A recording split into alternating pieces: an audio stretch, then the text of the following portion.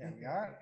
Good morning and welcome to Northern Lights Center for Spiritual Living, a community of people dedicated to using spiritual and practical principles to create lives we want to live. And Northern Lights Center for Spiritual Living offers practical and spiritual tools to make positive changes in our lives. Our promise here is to reveal, inspire, uplift, celebrate, and magnify your greatness.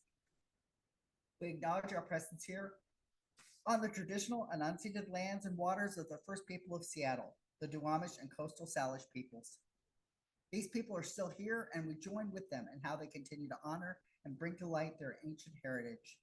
We seek to resist the erasure of Indigenous histories as we work towards honoring and inviting the truth.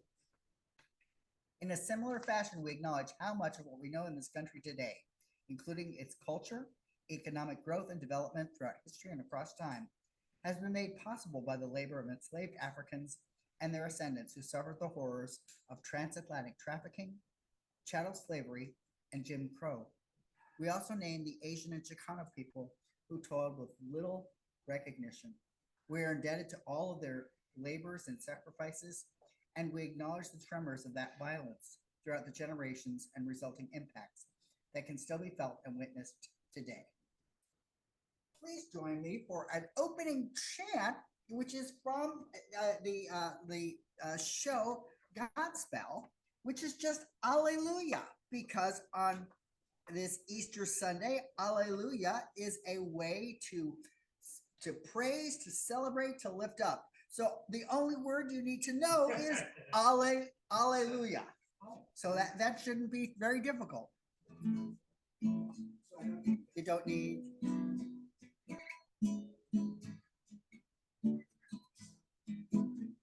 Alleluia. Alleluia. Alleluia. Alleluia. Alleluia.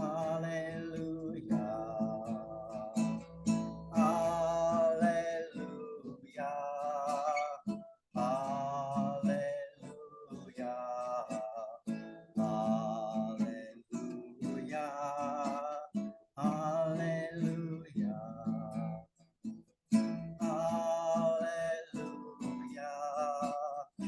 Alleluia.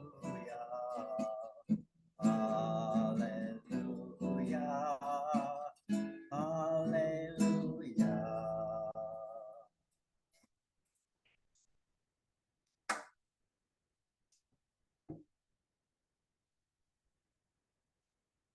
So I think it's your meditation. So let me. I'm unmuted. Yes, So yes. I'm leading meditation this morning, and I have a slightly different one. And its purpose is to help us concentrate and close out extraneous stuff and keep us focused. And the other thing I love about this is you can do it in places where your focus is drifting, where you're slightly panicked, or in the dentist chair, like I did 2 weeks ago when they were drilling, cleaning my teeth. This approach to meditation was very helpful. And how it goes is you breathe in to the count of 4, and then you breathe out to the count of 4. You breathe into the count of 4 and you breathe out 6. You breathe in 4, you breathe out 8. And while you're doing this, you go as far up as you can go. And at the point that you start breathing out and it gets longer, you're using your stomach muscles versus just your lungs. So if you'll go with me, I'll count the first few, and then you're on your own for counting. So if you close your eyes, get comfortable in your chair, and you can leave your eyes open and softly stare at something if you like. And so taking a breath in to the count of 4. 1, 2, 3, 4.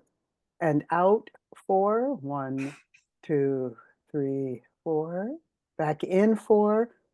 1, 2, 3, 4. Out 6. 1, 2, 3, 4, 5, 6. In 4. Out 8.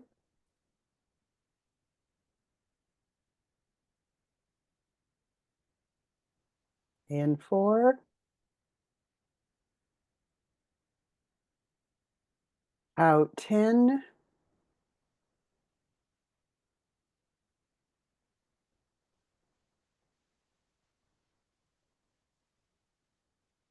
In 4, and you're on your own.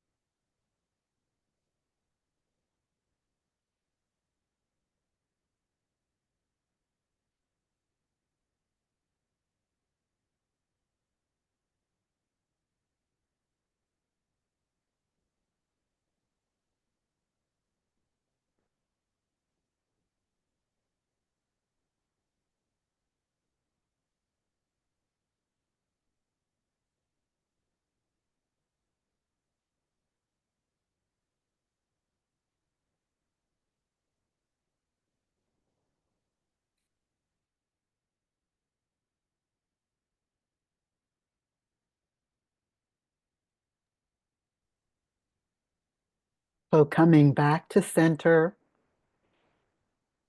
feeling yourselves in your chair. Your body is relaxed. And back to your normal breathing pattern. And so it is.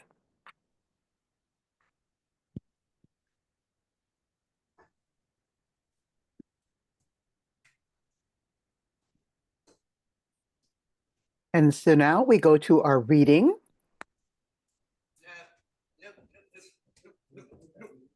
Did I miss something? Not yet? Okay. Not yet. Oh, all right. It's more. Good morning, all. Ooh, okay, that's not gonna work.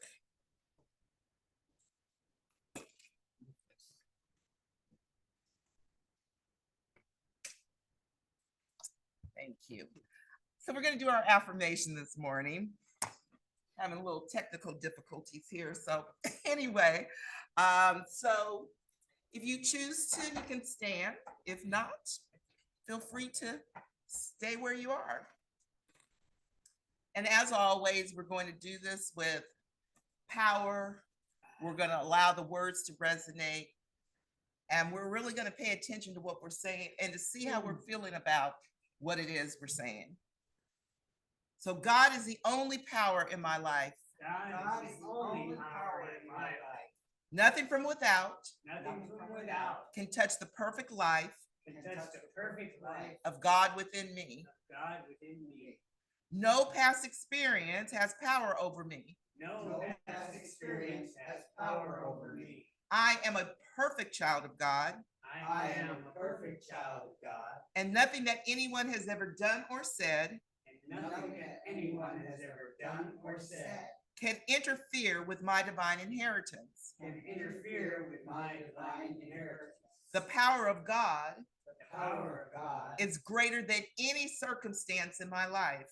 is greater than any circumstance in my life. So think about those circumstances that you have given power to, and let them know that the power of God is greater than them, and that power is within you. Okay, let's keep on going. The strength of God The strength of God is mine to use, is mine to use, turning away from all feelings of inadequacy. turning away from all feelings of inadequacy. I discover that all that I need I discover that all that I need is within me now. is within me now. Turning away from all feelings of, oh, never mind. As I forgive in the past, As I forgive in the Ah, past, and I do forgive the past, and I do forgive the past, I find that I have nothing to be sorry for I have nothing to be sorry for, and nothing to run away from. and nothing to run away from. Casting off the old me, Casting off the old me, I discover my true self. I discover my true self. And with these I statements, what are we going to do? We're going to point to ourselves. I take dominion in my life. I take dominion in my life. Old habits have no power over me. Old habits have no power over me. Conditions have no power over me. Conditions have no power over me. Personalities have no power over me. Personalities have no power over me. Personalities have no power over me. Personalities have no power over me. I take dominion. I take dominion. I am whole. I am whole. I am free.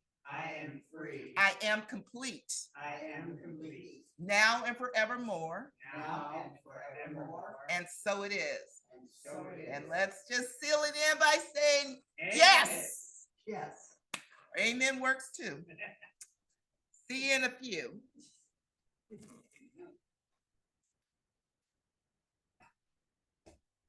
Oh, I'm like, okay, I'm supposed to stand in there, but no one is. So now it's time for our reading. And the reading is based on Stephanie's talk about beliefs. And it's 10 ways to change your belief. Be willing to change. And if you're not willing, then be willing to be willing to be willing to change. It helps if you really want it. But if you can't get there, at least edge up on it. Number 2, envision the change. See yourself making this change, behaving in ways that support the change.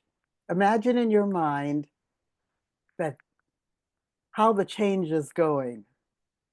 Develop a script for the change and stay with it regardless of what's coming at you. Number 3, try on the change. So take it out into real time. Experiment with it. Give it a try. Start out perhaps in safe places where if you mess up, it's not the end of the world and the risk is not so high. Number 4, stick with it. Don't give up every time the change that you're trying to make in yourself and your thinking fails you. Don't give up. Stay with it. Rome wasn't built in a day. Include the highest and best for all concerned. So in this change, expand your thinking beyond what is just good for you personally and what is good for anyone involved in this shift that you're trying to make. And extend your consideration of who's involved as far out as possible, from yourself to your friends, to your family, to the world.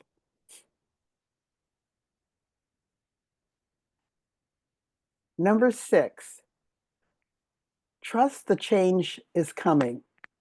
So trust that the change you're trying to make is actually happening. Even if you don't see it in front of you, know that you're having an impact with just the very intention of changing, as well as your behavioral change.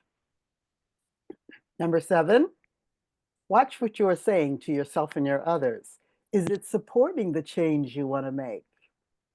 If you want to be a better person, is what's coming out of your mouth supporting that? Be aware of what you're saying to others about this change. And again, most importantly, what you are saying to yourself. Number 8, be willing to fail and try again. Don't give up if it's not working right away. Go back to the trust. Go back to Rome wasn't built in a day. Believe that something is happening beyond what you can see. Stay with the determination to shift, no matter how many times some folks say that you backslide. Number 9, be patient. Change is a process. Number 10, give thanks when the change occurs, when you see it.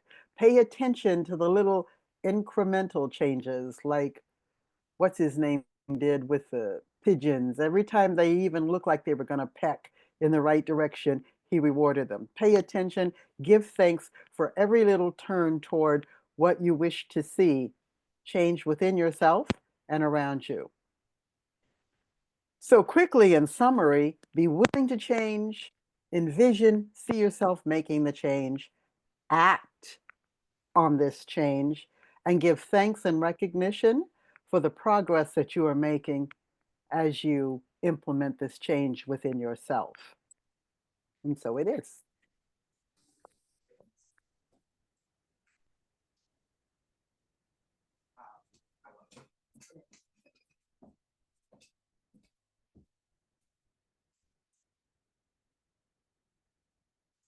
Thank you, Reverend Pamela.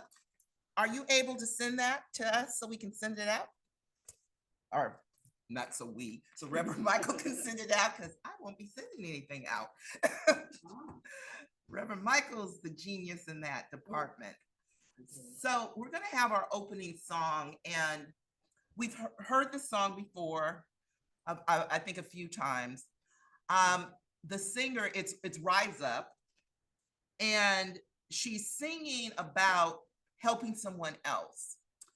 But what I'd like you to do is to listen to this song, you talking to you.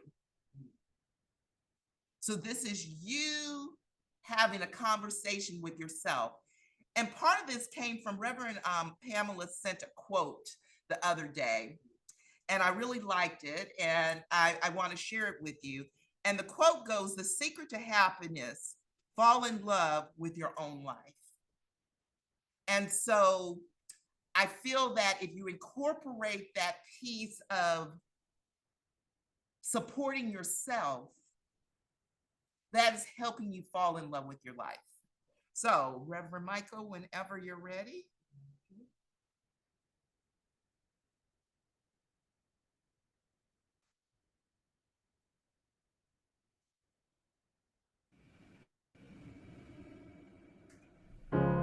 You're broken down and tired of living life on the merry-go-round, and you can't find a fighter, but I see it in you, so we gon' walk it out. Move mountains, we gon' walk it out and move mountains. And I'll rise like the day. I'll rise up, I'll rise unafraid. I'll rise up, and I do it 1,000 times again. And I'll rise up, I like the waves. I'll rise up in spite of the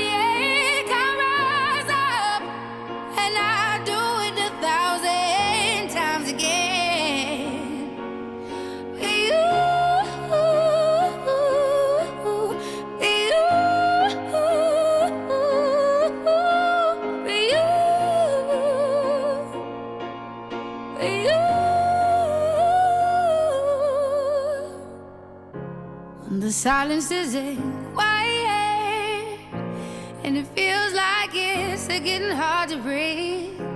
And I know you feel like dying, but I promise we'll take the world to its feet. Move mountains, bring it to its feet. Move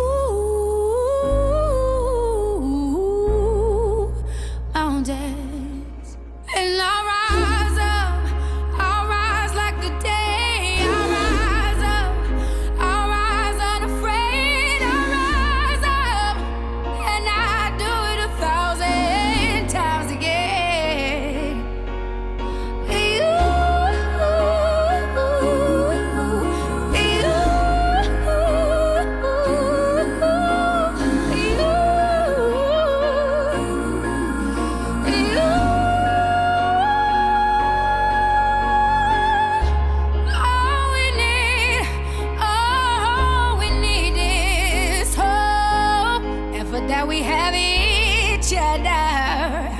And for that we have each other, and we will rise, we will rise, we will rise,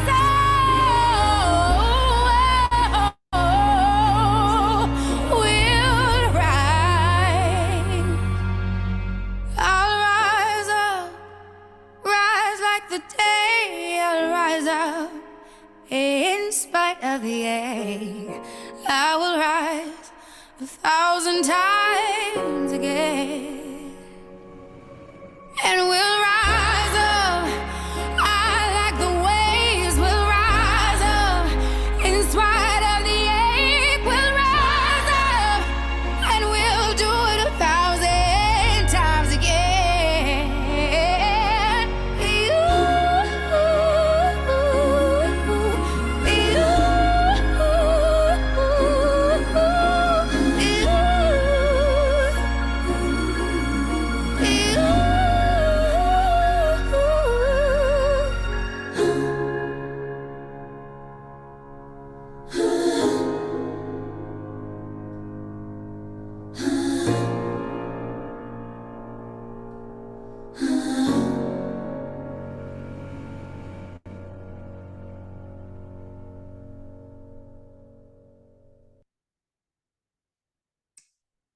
So I don't know, were you guys able to see the words? Because on one computer, the words were showing, and on the other computer, they weren't. So, but she sings very clearly. So I'm sure that you were able to get the words. If you haven't, please have a paper and pen available to yourself as we go through this, because we're going to do what we do. So as everybody knows, today is Easter, right? Is there anyone that's unaware that it's Easter? And, okay, good. And in the religious circles, it's a really significant day, right? It's really significant because Jesus rose from the dead. Jesus the Christ rose from the dead. And so the story goes that when they go to the tomb, and the stone was already rolled back, and Jesus was gone. And so, and it's okay, Reverend Michael.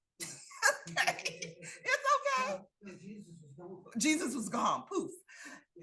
So I'm going to play with that a bit because the title of my talk is Rolling Back the Stone. And Reverend Pamela gave us a kind of an insight into where I'm going with this, because she talked about beliefs. And in dealing with our beliefs is a way that we can roll back the stones in our life. We can roll things away, because what we're here for is to be awesome, to have these amazing lives. Now, I have to admit, my life's not always, I don't always feel it's amazing. I don't always feel it's so-so. Sometimes I feel like it's less than.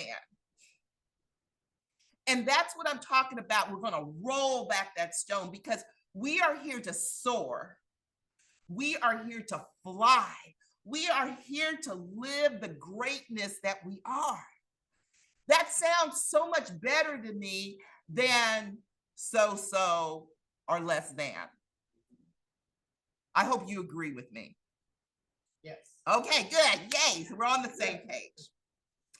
So what we're going to do is we're going to look at beliefs, but we're going to take it even a little deeper. We're going to look at limiting beliefs. We're going to look at those beliefs that have been those stones or stone. You know, it could be just huge. You know, your stones can be however many. You could have like millions of little stones. You could have millions of big stones. You could have one big stone, but I don't think anybody just has one. But if you do that, I applaud you. This is great. Now, when we think about a stone, and I'm talking a boulder kind of stone, not a little pebble. I'm talking about a boulder. They're typically heavy and they can be burdensome. You know, was it Hercules that had to roll? Who was it? Whoever it was. One of them had to roll the rock up, and you know, Sisyphus. Okay. Every day. Every day. Roll the Okay. rock up. So you know, just imagine having to do that every day. Well, we do that in our lives. You know, we go out and we bring those limiting beliefs with us, and we just like, I'm going to go out in the world and I'm going to set it on fire, or maybe not. So I have a little something to share with you. That limiting beliefs are self-imposed. I'm sorry to say, they're self-imposed. You created them, and they only exist where? Yes, in your mind. Well, yes, you probably were, but at some point, you decided that they were yours. So,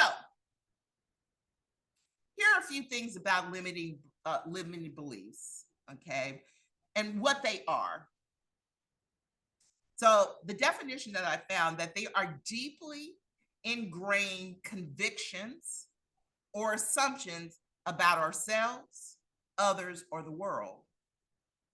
So I'm going to say that again. They are deeply ingrained convictions or assumptions about ourselves, others, and the world.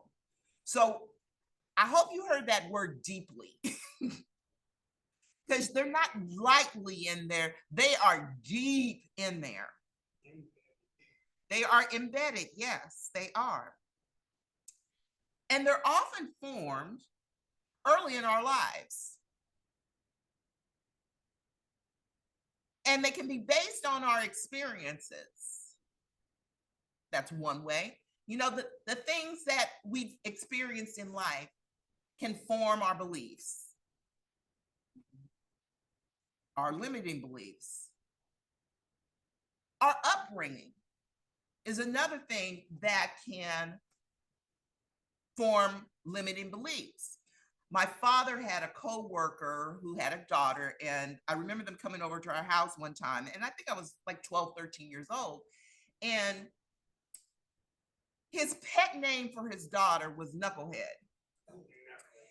And even at that age, I'm thinking, yeah, I don't think that's what I want. You know, I'm glad my father doesn't call me that. I'm glad my mother doesn't call me that. And I've at times wondered where this woman is and how she grew up, because with this idea embedded in your head that you are a knucklehead, and I don't know any definition of knucklehead that is positive. And perhaps he had a positive twist and she was not of the world and didn't know what everybody else thought about knucklehead. But anyway, so our upbringing, and we all know that we do some stuff from our, we believe some stuff from our upbringing. We operate from them just because. Societal norms can also affect and cause limited beliefs. It's interesting because I'm on this Facebook group for people that are 60 and older, and it's very interesting because there's some very old school, limited thinking people. And so I don't know if any of you saw I guess, Tracy Ellis, Diana Ross's daughter. You know her? Maybe not. She starred in the show Blackish. She's done a lot of stuff. So she recently came out saying that she dates younger men. And so, and part of the reason is because the older men that she's been encountering tend to be thinking that she shouldn't be dating and that she should be doing certain things. Very old school way of thinking. And so one of the posts, and I was just like, oh, really? So it was from a man, said, oh, she's a nice looking woman, but at this age, she should be married and with kids and not dating. And I just thought, I was like, whoa, okay. So there's a limiting belief there that he's perfectly content with, but those shoulds kind of give you an insight into limiting beliefs. Exactly. Past failures are another thing that contribute to our limiting beliefs. We do something, we fail, we don't do it again because we don't want to fail. We think it's too hard. We don't want to be embarrassed. And I know we've talked about failure a lot. Phyllis has talked about how she taught her kids that if you're not failing, you're not doing anything, basically. But not everyone operates that way. Another thing is comparing self to others. Now, I am guilty of that. And when one is comparing yourself to other people, there's typically a lot of judgment there. And the judgment usually is against you. And so you come out the loser in this whole thing because there has to be a winner and a loser in the mind. I'm not saying that in life it has to be that way, but there's that thought. The other piece is negative influences. You've been around negative people, you've been around negative talk, you've been around negative experiences, and those can influence you. So limiting beliefs can be very restrictive and prevent you from pursuing opportunities and taking risks. They can also leave you unmotivated and without confidence. So they don't sound very fun to me. What about you? Anybody? Okay. But yet we have them. So why is it important that we overcome our limiting beliefs? Well, part of what I talked about when we started was we were here to have awesome lives. And they keep us from having an awesome life. They keep us from soaring. They keep us from flying. They keep us from saying, oh my goodness, this is the greatest time ever. But they also will block your potential because you won't explore. It prevents you from exploring. Because this is the way it is. This is the way it is. They also can take away your confidence or lower your confidence. And so we want our confidence to increase because we want to move forward in life. They also keep us in a comfort zone. Anybody familiar with comfort zones? And when you're in a comfort zone, it's not necessarily in your highest and best. It's just where you're comfortable, right? And you might be doing the same thing over and over again. I envision that hamster in the wheel because it keeps doing it, keeps going round and around and around and around because that's what he does, or it does. And sometimes, do you feel like you're the hamster in the wheel, just going and going and going and not getting any place? They also limit our ability to succeed because they can put roadblocks in the way, and you just stop trying, or you won't try. Getting rid of limiting beliefs can also improve your relationships, because what happens with limiting beliefs, sometimes you don't trust folks. There's a lack of trust. And it also, they don't allow you to be vulnerable. So, are you with me about limiting beliefs? That, yeah, this is not the place we want to be. Now, here's some examples of limiting beliefs. And what I want you to do is I want you to listen to them to see if any of them resonate. But at the end of this, I want you to have one limiting belief that you want to work with. And don't say, I can't think of one. That's a limiting belief. I don't have any. Yes, that's wonderful. I am free, but there are, you do, believe me, trust me. I'm not saying that it's your neighbor or the people you work with. I'm saying you. Me. We all have them.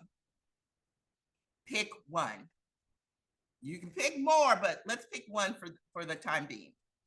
Okay, so the first one, and these are kind of in categories. This one is I'm not. So I'm not talented enough to succeed. I'm not good enough to get what I desire. I'm not gonna leave this job because I'm comfortable. The next group is I'm too. It's TOO. I'm too old to pursue my dreams. I'm too unimportant for anyone to listen to my ideas. I'm too nervous to ask for what I want. The next group is I don't. I don't deserve success or happiness. I don't take risks because they always lead to failure. I don't know how to do this, so I won't try. And the last group is I can't. Ooh, that word can't. I can't speak up in public because I'm too shy. I can't do, you fill in the blank, as well as others, so I'm not going to try. I can't ask for what I want because I won't get it. Now that last one I think about, we ask the universe, or we don't ask the universe because it's a woe is me kind of thing. We're in woe is me, so we're not going to ask because we don't think we're deserving. Okay, so does everybody have their limited belief? I want you to think of one. Everyone have it? For those I can see on Zoom, just shake your head if you do. Okay, and I'm gonna assume, and everybody in the room? Okay. So Reverend Pamela really gave us some good tools for overcoming beliefs, for changing our beliefs. I'm gonna go through 5, and we're going to work with our limiting belief that we have through these 5. You already have the first one down. And these are ways to overcome limiting beliefs. So the first one is to identify your limiting beliefs. Okay. How one does that, I mean, some of them are more apparent than others. Some of them you just know. But other ways of finding out, because some of them aren't always evident, you don't always know that this is a limiting belief. but you can reflect on times in the past where it was an outcome that you didn't particularly care for. And see what your belief is behind that, or see what your belief is because of that. You know, how do you think about that? And journaling is another good way of finding out. Reverend Pamela shared with us last week about writing down a question before you go to bed, and then in the morning the answer will come. You know, you journal that out. And so you need to identify them. Now, I know that it's not always pleasant to go through this journey, because who wants to see those things that we think are kind of ugly? And we've had talks about, you know, accepting the shadow and, you know, all that stuff, accepting all of us. Well, this is putting, yes, a spotlight on it. I know I shared, maybe it was the last time I spoke about, I have a friend that keeps dating the same woman, and she is not in his highest and best. And what he has found out, what he knows what the belief is, because he wanted a woman, he wants a woman that he has to save. And because then he feels like he's needed. And where it came from, he knows exactly where it came from, because his mother was that person. His function in their relationship was for him to save her. He was all of that. And so now, and she would praise him for that. And therefore he now feels that that's the way it's supposed to be with women in his life. He knows this. But yet every time I talk to him, it's like, what have you done? Oh, I'm like, oh yeah, doing nothing. Because, you know, I have a tendency to be a little blunt sometimes, or to the point, or direct. I like to use direct. And so I finally, we've been going through this for like months. And I finally said to him, you know what? I'm giving you an assignment. And so it's like, because you keep doing the same thing over and over again. And what is that definition? What do we call that? Yes, insanity. He wants a healthy relationship, but yet he keeps doing the same thing. You get my point. Okay, so here's where we're going to start with the belief that you have written down. You got to challenge your beliefs. You're going to question the belief, asking yourself, is there concrete evidence to support this belief? So for instance, let's say I don't feel enough. I'm just using that as an example. And is there evidence that I'm not enough? I'm going to think, not really. Because they're usually based on assumptions or past experience. So there's an assumption that I may have made that I'm not enough, but in reality, is that really the truth about what it is? So I want you to look at your belief and ask, is this really true? And if it is true, ask yourself for evidence that it's true. You won't find it. But the ego will at times wants to keep you safe. Ego's not bad. It's just here to keep you safe. And so it doesn't want you to be in trauma. And so it doesn't want you to go deep. Okay. And then look for alternative perspective for this that contradicts this limiting belief. So if it was an I'm enough, I'm not enough, looking for evidence showing how that is not true. So what are some things that you've had in your life, your experiences, what people have said to you, what you've done that shows that your limiting belief is not true? So does everyone have something?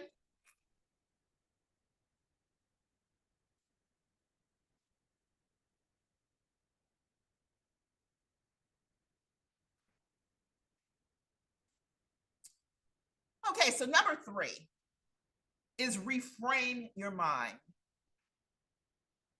Reverend Pamela in her reading talked about self-talk, the negative self-talk. So it's replacing the negative self-talk with positive and empowering thoughts. So I want you to look at your limiting belief, what you've said about yourself, and I want you to reframe it into something that is a constructive statement. So for instance, if I'm saying I'm not good enough, I could say I'm working on it and I'm continuously learning and improving. So maybe you're not an expert in what it is that you want to do now, but you're becoming that expert. You know, think of an example when you're a baby or a toddler or whatever, when you're learning to walk, you don't give up because you fall down the first time you stand up or the second time or the 20th time. Even now, you don't give up if you fall down. Let's hope not. So reframe your mind. Does everybody have a reframe? Okay. The next one, and we talk about this a lot in our philosophy, is to take action.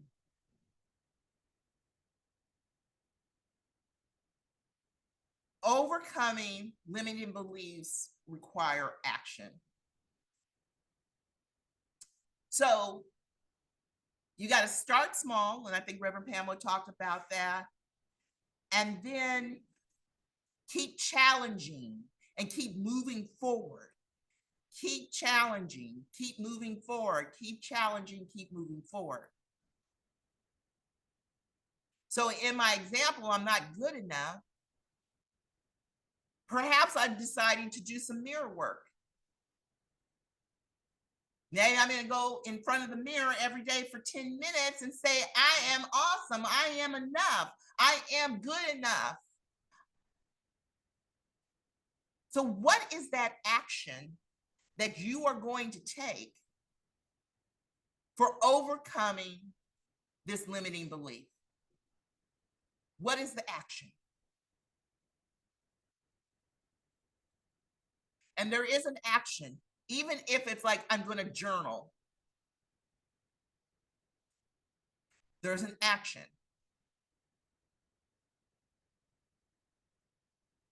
Okay.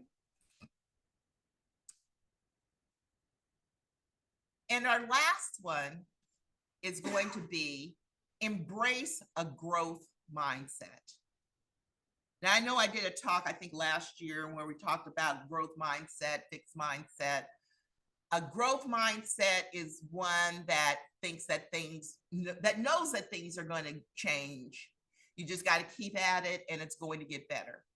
A fixed mindset is, this is the way it is. This is the way it's always going to be. And that's in the story. And there are folks that have that fixed mindset, but we want to have a growth mindset. We want to embrace the learning and resilience, understanding that failure is a stepping stone and it's an opportunity to grow and not a setback. that defines who you are your abilities.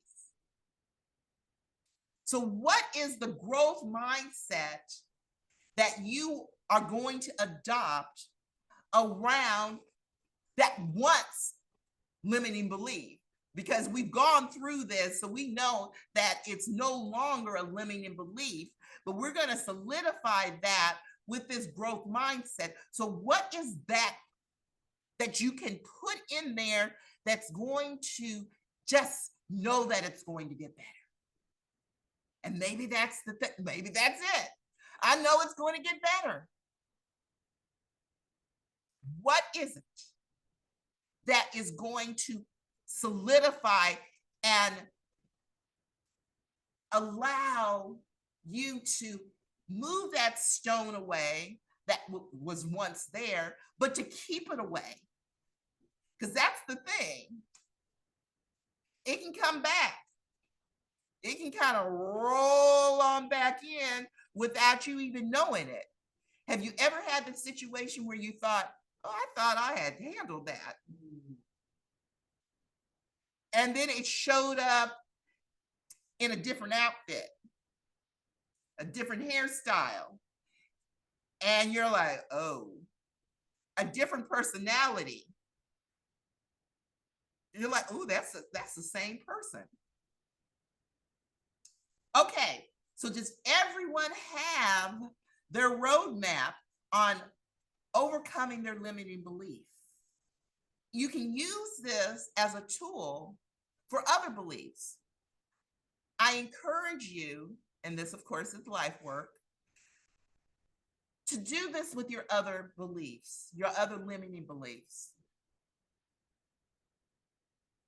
To do this with any belief that is holding you back, that is hindering you from growing, that is stopping you from flying, that is stopping you from soaring.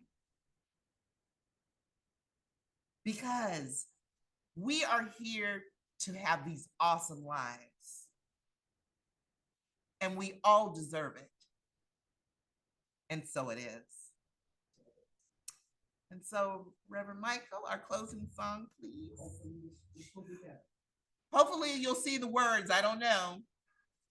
We'll see. But if not, I think he's singing clearly that you'll get the words. And there aren't a whole lot of words to the song. So I think we'll get it.